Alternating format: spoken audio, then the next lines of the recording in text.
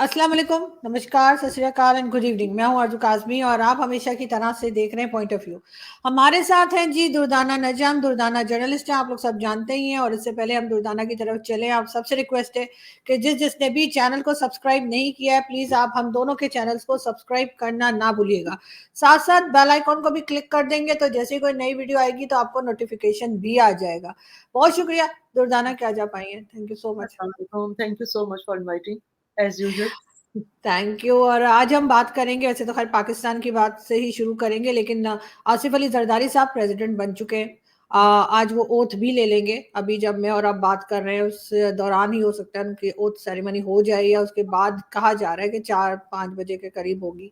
लेकिन आसिफ अली जरदारी बहुत एक मिच्योर किस्म के पॉलिटिशियन के तौर पे जाने जाते हैं। वैसे तो उनके साथ कई तरह के मिस्टर 10% और क्या कुछ भी टैग लगा रहा है, मगर भारत से भी कई हमारे दोस्त हैं जो उनकी तारीफ करते हैं और वो कहते हैं अगर कोई पॉलिटिशियन है जो समझदारी से पॉलिटिक्स करते हैं तो वो आसिफ अली जरदारी हैं। आपके ख्याल से कितनी पावर होगी एज अ प्रेसिडेंट उनके पास, और क्या जो पाकिस्तान के इस वक्त इश्यूज हैं, खास तौर पे इकोनॉमी और फॉरेन पॉलिसी, क्या उसके ऊपर आसिफ अली जरदारी कुछ कर पाएंगे, या आपको लग रहा है कि शहबाज शरीफ के साथ उनका चलना कुछ ही दिन का है? जी, आरज़ू, पहले तो हमें चीज़ ये देखनी होगी कि पीपल्स पार्टी के साथ जो जॉइंट वेंचर इन्होंने के तहत ये हुकूमत बनी है, उस जॉइंट वेंचर में किसका कितना शेयर है। तो क्योंकि आपके सवाल का जो जवाब है वो उस शेयर के जो परसेंटेज है ना, उसी में है। अब इन्होंने हाथ तो मिला लिया है, एक मुफ़ाहमत कर ली कि जी हम मिलकर हुकूमत बनाएँगे। लेकिन जो पीपल्स पार्टी है, उन्होंने तो बिल्कुल कोई वज़ाहतें नहीं ली। कोई भी उन्होंने सिर्फ़ एक प्रेज़िडेंट, उन्होंने जितने भी आईनी ओहदे हैं जो है उ उ उनके ऊपर उन्होंने इत्तेफ़ाक किया है और कहा है कि हमें आईनी ओहदे चाहिए। जैसा कि प्रेज़िडेंट का है और सुनने में आया कि गवर्नर्स भी शायद उन्हीं के लगेंगे वग़ैरह-वग़ैरह। तो जब इस तरह की आप सिचुएशन, इस तरह की आप डील करते हैं, तो आप पहले ही से एक डिटरमिन कर लेते हैं कि हमारा जो है ना अकाउंटेबिलिटी जो होगी ना परफ़ॉर्मेंस की, उसमें हमारा कोई लेना-देना नहीं होगा। अब आते हैं कि प्रेज़िडेंट के इलेक्शन, उनकी उनकी क्या कंट्रीब्यूशन होगी। जो प्रेज़िडेंट है पाकिस्तान का, उसकी वो एक ceremonial head of the state होता है, उसकी उसके पास ना तो कोई पावर होती है। हाँ, उसने ये ज़रूर करना होता है कि उनके पास जो बिल्स जाएँगे, जो कवानीन बनने हैं, उस पे उन्होंने सिग्नेचर्स करने हैं, साइन करना है, रेटिफ़ाई करना है, उनके उसके रेटिफ़िकेशन। हालाँकि आइन में उसकी रेटिफ़िकेशन अगर वो ना भी करे तो उसका भी एक रास्ता है। जैसे कि हमने तो देखा था कि आरिफ अलवी साहब जिस चीज़ को कहते थे कि मैंने इस ऑर्डिनेंस पे इस पे साइन नहीं करना, मैंने इस गवर्नर को लगने नहीं देना, मैंने इसका तो उनके खिलाफ जाकर जो है वो सारे गवर्नर्स भी लगे। फिर हमने देखा कि उन्होंने डेट भी दी कि इलेक्शंस जो हैं वो मई में हो जाने चाहिए थे पिछले साल। उसके बाद हमने उसको भी देखा किस तरह से उसको पामाल किया गया। तो पाकिस्तान में तो वैसे इंस्टीट्यूशन की अ, कोई रिस्पेक्ट नहीं है, यू नो? तो वो ना तो उनकी कोई पावर है, ना उनकी कोई रिस्पेक्ट है। वो जिस तरह से एक पावर गेम चल रहा है, जिस तरह से चलाया जा रहा है, वो है। लेकिन अब बेसिकली आसिफ अली ज़रदारी का थोड़ा-सा जो पहला टेन्योर था एज़ अ प्रेज़िडेंट, वो बहुत इंटरेस्टिंग था। क्योंकि उन्होंने एक 2-3 चीज़ें उन्होंने, एक तो ये था कि उन्होंने 8वीं 18वीं तरमीम जो थी ना, वो उन्होंने उसको मारिज़ वजूद में लेकर आए। वो अलग बात है कि उस 8वीं तरमीम का हमने हाल क्या किया, कैसे उसको किस तरह से इम्प्लीमेंटेशन के उसके इश्यूज़ हैं, वो अलग है। अब 8वीं तरमीम 18वीं जो तरमीम थी, उसका जो बेसिक क्रक्स है, वो ये है कि डेवोल्यूशन ऑफ पावर। और उसमें ये सूबों को बहुत ज़्यादा, फिर एनएफसी अवार्ड उस वक़्त ही हुआ। अब ये दोनों चीज़ें आपने सुना होगा कि इमरान खान की हुकूमत में इन दोनों पे बहुत बात हुई थी और बहुत डंडा चलाया गया था कि जी इन दोनों को जो है ख़त्म कर देना चाहिए, क्योंकि इससे सूबे जो हैं वो ज़्यादा ताकतवर हो गए हैं फाइनेंशियली और सेंटर के पास पैसा नहीं रहता। सेंटर के पास पैसा नहीं रहता तो आप समझ ही गई होंगी कि सेंटर के पास किसके लिए क्या पैसा नहीं रहता। सो सेंटर ने तो बहरहाल ये अब उसमें आसिफ अली ज़रदारी साहब की जो उन्होंने वो जो इसका क्रेडिट लेती है पीपल्स पार्टी या आसिफ अली ज़रदारी लेते हैं, वो ये है कि उन्होंने प्राइम मिनिस्टर को पावरफुल किया था। आपने देखा होगा कि हमारे यहाँ 90s की जितनी सियासत है, उसमें प्रेज़िडेंट पावरफुल था और ये ज़िया उल हक साहब करके गए थे। आइन में तरमीम करके प्रेज़िडेंट को पावरफुल करके गए थे और फिर हमने देखा कि किस तरह से प्रेज़िडेंट्स के थ्रू जो है वो असेंबलियाँ डिसॉल्व होती रहीं, उनको सारा सारा चलता रहा। तो इन्होंने आके प्रेज़िडेंट की पावर को ख़त्म किया।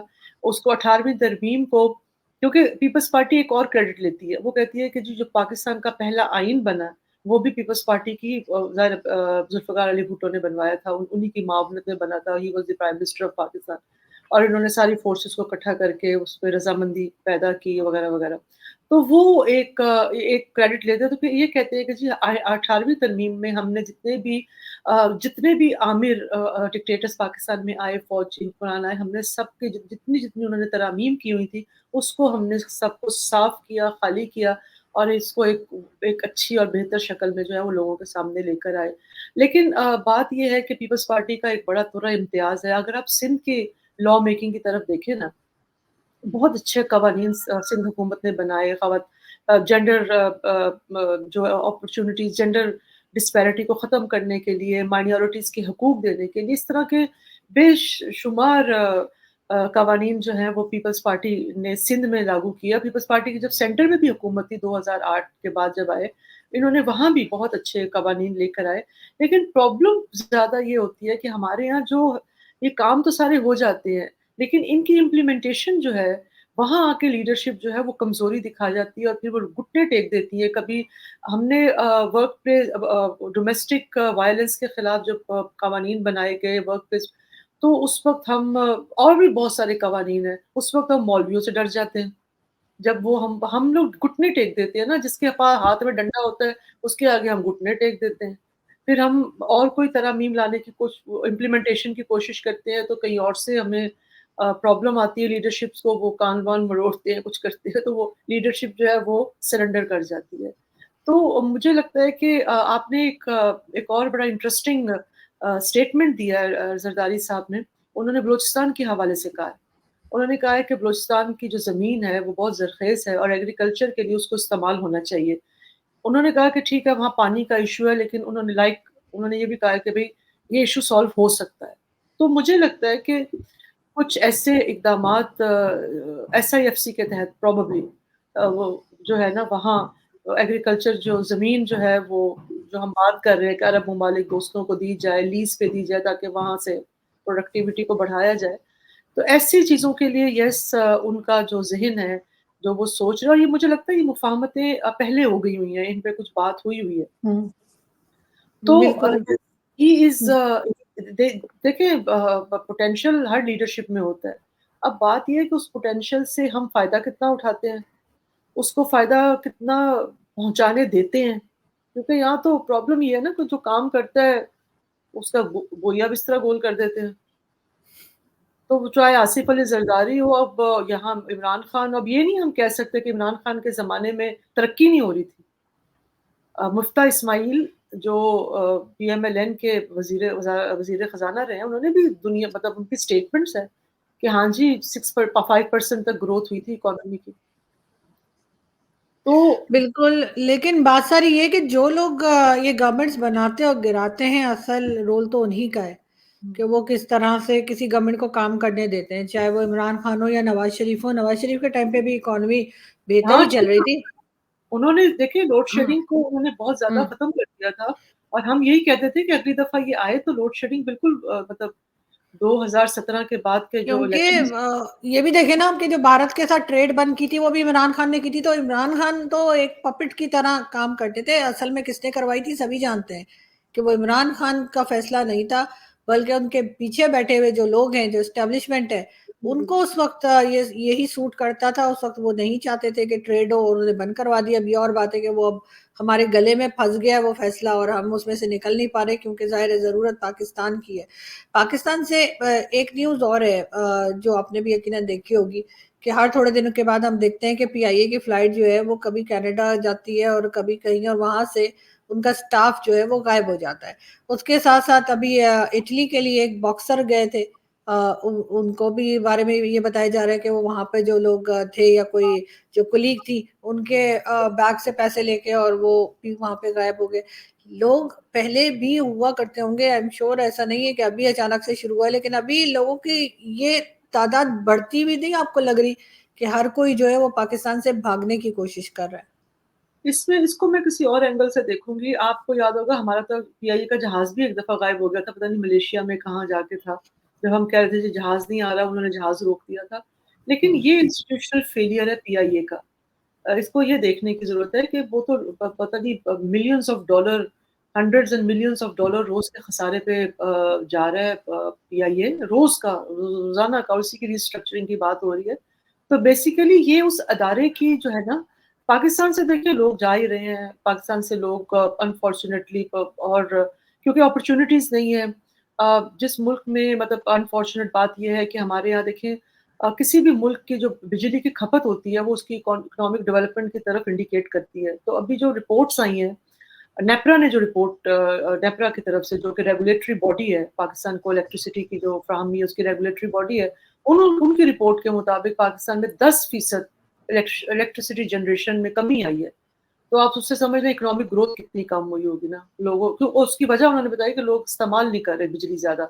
इस्तेमाल इसलिए नहीं कर रहे कि महँगी है, इस्तेमाल से इसलिए नहीं कर रहे कि बहुत सारे हमारे बिज़नेस यूनिट्स बंद हो गए हैं। इस्तेमाल इसलिए नहीं कर रहे कि जो पहले जितनी तादाद में तेज़ी से एक वॉल्यूम था प्रोडक्शन का वो वॉल्यूम कम हो गया हुआ है। इस 3 चीज़ों की वजह से सारी चीज़ें हुई हैं। तो बिज़नेस बेसिकली स्लंप है एक ब मतलब एक उस तरह का तो ऐसे में ज़ाहिर-सी बात है मुझे बल्कि एक बहुत रिलायबल सोर्स से पता चला कि पाकिस्तान में 2 लाख इन्वेस्टर जो है वो 1 साल जब पीडीएम हुकूमत आई है उससे लेकर अब तक के 200,000 इन्वेस्टर्स जो हैं पाकिस्तान छोड़कर वो दुबई शिफ्ट हो गए।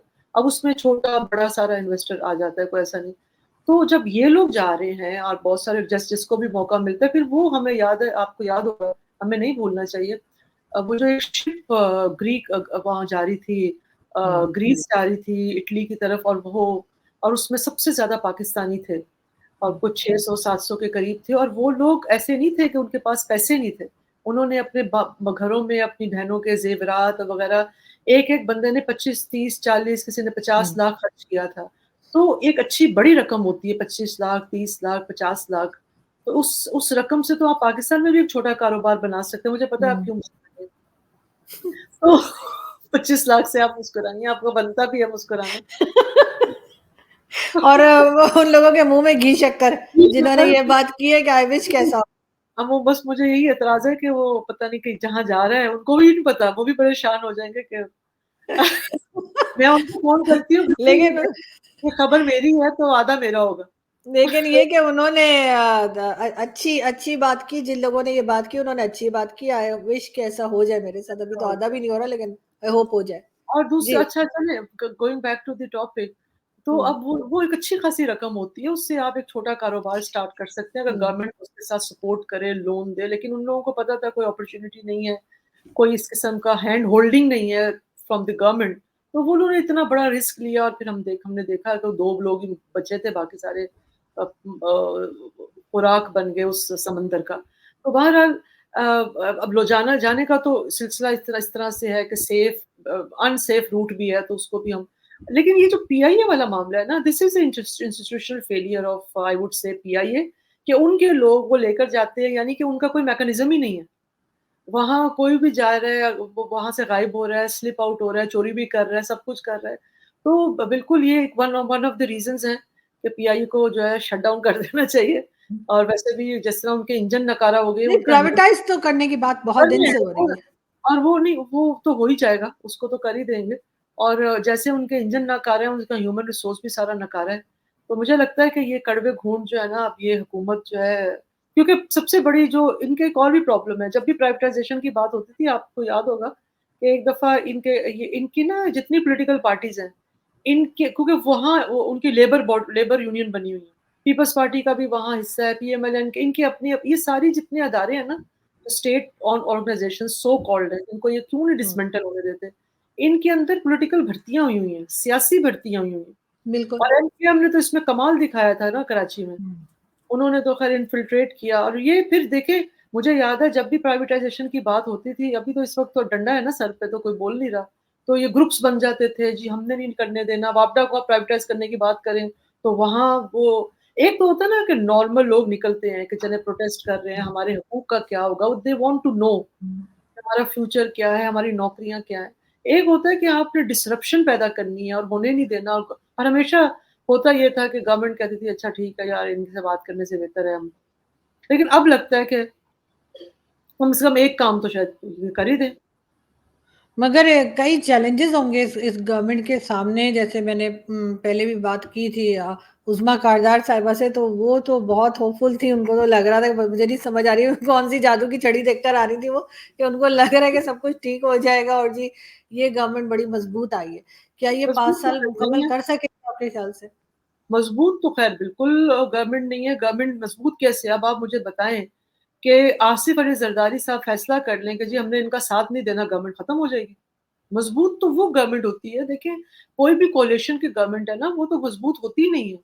उनको और पाकिस्तान जैसे मुल्क में जहाँ हर बंदा अपने अपने इंटरेस्ट के लिए काम कर रहा होता है, मतलब ग्रुप्स में काम कर अपने अपने ग्रुप को फायदा पहुंचा रहा होता है, हम नेशन के लिए काम नहीं कर रहे होते, ऐसे ब मुल्क में तो कोalition का ही आप पेट भरते रहेंगे। नहीं, जो अजीब-अजीब सी बातें इमरान खान की पार्टी के लोग भी कर रहे हैं, सभी करते हैं खैर, लेकिन इमरान खान की पार्टी के वो जो अफजल मरवत साहब जो हैं, अली अफजल मरवत साहब जो हैं, उनका कहना है कि जी उनके लिए दुबई में $1,00,000 दिए गए उनको मारने के लिए। मैंने तो कहा ये भई पाकिस्तान में लोग जो हैं वो उनकी वो हालत है कि मेरे ख्याल है कि वो $500 में भी इनको उड़ा देंगे अगर किसी को मिल जाए। लेकिन वो इस किस्म की बातें कि $1,00,000 दिए गए, मतलब क्या क्या इंप्रेशन क्या बनाना चाह रहे हैं गवर्नमेंट का वो? बस ये देखें, ये वाली पॉलिटिकल जो है ना, ये तो हर दुनिया के हर कोने में होती है। ये इंडिया में हुँ। भी इस किस्म की बातें होती हैं, चाइना में भी शायद होती होंगी। चाइना में चूंकि वन पार्टी सिस्टम है, इस तरह का कुछ होता नहीं है। आप और भी जहाँ जहाँ इस तरह की पार्लियामेंटेरियन प्रेसिडेंशियल सिस्टम भी, इवन टू पार्टी सिस्टम जहाँ भी है, अमेरिका में आप देखें, वो हिलरी क्लिंटन के खिलाफ क्या क्या बातें करते थे कि इस तरह, तो वो इस तरह की बातें तो चलती रहती है। हमारे यहाँ चूंकि थोड़ा सा प्रॉब्लम ये है कि हमारे यहाँ ये जो नफरत की सियासत है ना, कि बस हर बंदे को, क्योंकि हम लोगों के यहाँ ना, हम हर बंदा अनगाइडेड मिसाइल है। बस जो मुंह में आया बोल दिया, जो जिसका अब वो ये गंडापुर साहब ने याद है कि कहा था कि मरियम नवाज के मुंह पे मैं जब थप्पड़ थप्पड़ मारे, हुँ, क्योंकि हुँ, इन्होंने हमारे पैसों से जो है ना वो कॉस्मेटिक सर्जरी कराई हुई है। हुँ, तो इस किस्म की बातें करना, फिर इमरान खान साहब ने कहा एक दफा कि जी तुम मुझे इतने प्यार से ना बुलाया करो, तुम्हारे हुँ। शोहर को शक होना शुरू हो जाएगा। ये बेकार, हमारे यहाँ ना लीडरशिप को लैंग्वेज का नहीं पता, बात कैसे करनी है ये लोग, क्योंकि हम समझते हैं कि बस ये मुल्क पता नहीं इसी तरह चलेगा, हमारी जिस तरह कोई प्रिंसिपल्स नहीं, कोई कुछ नहीं, उसी की वजह से फिर आप देखें ना ये सारा फिर प्रॉब्लम। और लेकिन ये ये सिर्फ लीडरशिप की बात नहीं है, हमारे यहाँ खासतौर पे हिंदुस्तान पाकिस्तान में तो हमारे यहाँ की जो सोसाइटी है उसमें वैसे भी आपने देखा होगा या महसूस किया हो शायद, कि जो फीमेल्स हैं या लेडीज हैं उनके लिए बहुत गलत किस्म की जबान इस्तेमाल की जाती है। जितनी हमने गालियाँ बना रखी हैं सब औरत के नाम से या फीमेल्स के नाम ऊपर ही गालियाँ बना रखी हैं।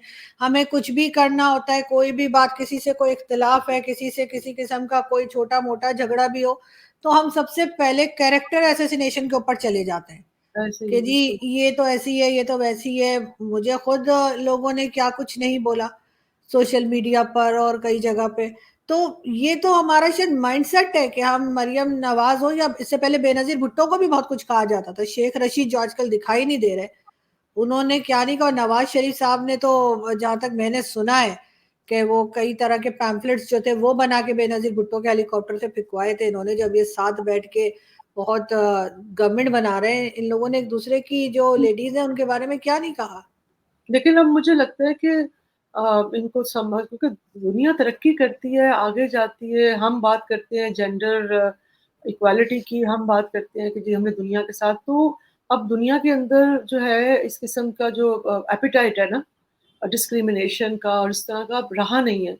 तो हम अगर ये बात कर भी लेंगे तो हमारी बातों को अब अच्छा, फिर दूसरी बात ये है कि अभी गैलप की एक रिपोर्ट आई है, उन्होंने कहा है कि जी पाकिस्तान का जितना पढ़ा लिखा तबका है, अभी मैं इंटरेस्टिंगली पढ़ रही थी, उन सब ने पीटीआई को वोट दिया है, और जितना अनपढ़ तबका है उसने पीपल्स पार्टी को और पीएमएलएन को वोट दिया। तो अब आप सोच ले कि पढ़ा लिखा तबके के, अगर अगर पढ़ा लिखा तबका है तो वो तो इन चीज़ों को बर्दाश्त नहीं करेगा, उनसे तो ये उम्मीद नहीं की जा सकती। तो पीटीआई वालों को ज़रा सोचना चाहिए, ये ना हो कि वो इनको भी अपनी इस किस्म की, क्योंकि वोटर का भी एक लिमिट ही होगी, कोई इनको बर्दाश्त करेंगे। वो तो क्योंकि पहले तो हम कहते थे ना, मैं और आप, हम लोग जब बात कर रहे थे कि ये एंटी एस्टेब्लिशमेंट वोट है, ये कोई एंटी एस्टेब्लिशमेंट वोट तो बेसिकली सिस्टम के खिलाफ वोट है। चाहे वो ये जो सिस्टम चल रहा है ना, टूटा फूटा हुँ। फरसुदा सिस्टम है, ये उसके खिलाफ वोट हुआ था। लोगों ने चाहे उसमें जुडिशरी आप ले हैं, जिसने गलत फैसले दिए, जिसने ऐसे फैसले दिए जिससे खवातीन हर्ट हुई, जैसे इद्दत वाला हुँ। केस था। फिर उन्होंने ड्यू प्रोसेस का ख्याल नहीं रखा, हेस्टी डिसीजंस दिए। इसमें इसमें आपका जुडिशरी का सिस्टम जो कोलैप्स कर गया हुआ है, वो उसके खिलाफ वोट था। डंडे के खिलाफ वोट था, जिसकी वजह से ये सारा, पुलिस के खिलाफ वोट था, जिसने मार धार पकड़ धकड़ करके, तो ये तमाम पूरा जो फरसूदा सिस्टम है उसके खिलाफ वोट था। और वो वोट एक और चीज के लिए भी था, वो in this sympathy of Imran Khan था। हमारे हमें ये कोई, मैं आपको बताऊं, कोई फेवर में नहीं था कि इमरान खान के फेवर में किसी ने वोट दिया। अगर इमरान खान की हुकूमत ये चलने देते और पीडीएम इतनी जल्दी में उजलत में ना होती और ये 6 महीने सबर कर जाते और उसके बाद इलेक्शन कॉल करते, तो इमरान खान ने सियासी मौत मर जाना था। उनके अपने लोग कहते हैं बिल्कुल इतना बुरा हाल था। हम सब जिन्होंने उनको जो थोड़ा बहुत सपोर्ट, जो हमारे दोस्त साथी थे, सब यही कहते थे कि यार ये तो बहुत ही, अब डिस्पाइट जो भी थोड़ा बहुत काम हो रहा था, तो ये तो he is not a wise man, Buzdar वगैरह इस तरह की जो चवलें मारी हुई थी उसकी वजह से। तो लेकिन उसके बाद हमारे यहाँ तो आप ये देखिए ना कि अब तो ये जो वोटर है ना, ये पीटीआई को भी चलता करेगा। अगर उसने ये देखा ना कि ये इस तरह की जो जहालत ये करता है, अगर अगर अगर वो वोट जो है उसको माना जाए, क्योंकि वोट तो चेंज हो जाते हैं ना हमारे यहाँ। एक और आपको मैं बताऊँ, ये जो मरवत साहब है ना, इनकी एज सच कोई इतनी पीटीआई के हलकों में इतनी वैल्यू नहीं है। ये खुद ही ये सेल्फ, वो जैसे आपके कुछ सेल्फ अपॉइंटेड दुश्मन है ना, सोशल मीडिया पे बन गए हो, जिन्होंने अपने आप को खुद ही आपका दुश्मन बनाया हुआ है। आप समझ ही गई होंगी। उन्होंने अपने आप को, वो खुद ही पाकिस्तानी यूट्यूबर्स, तो हमें तो लफ्ज कहते हैं यूट्यूबर्स, जर्नलिस्ट कहने से उनको कुछ होता है।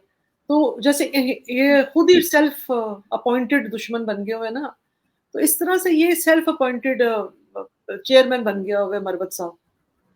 और ये ऐसा ही है। नहीं, वही है, बेलगाम, वही जो बात आपने की, वो कई लोग ऐसे हैं, मतलब हम लोग तो कई ऐसे हैं पाकिस्तान में, हमने मीडिया पढ़ा है, मीडिया में सालों काम किया है, हमें ये जर्नलिस्ट के बजाय यूट्यूबर कहते हैं, और खुद ये कभी एक्टिविस्ट बन जाते हैं, कभी जर्नलिस्ट बन जाते हैं, जबकि ना इन्होंने जर्नलिज्म पढ़ी है, ना इन्होंने जर्नलिज्म के फील्ड में कभी काम किया है, अफसोस लेकिन पता ये है क्या अपने आप होता को है? कहते हैं, दूसरे को बताते हैं कि ये जर्नलिस्ट नहीं है, ये यूट्यूबर है। मुझे इन लोगों की वैसे अक्ल पे क्या कहूँ मैं, इनको मुझे एक बात 21 तोपों की सलामी देनी चाहिए।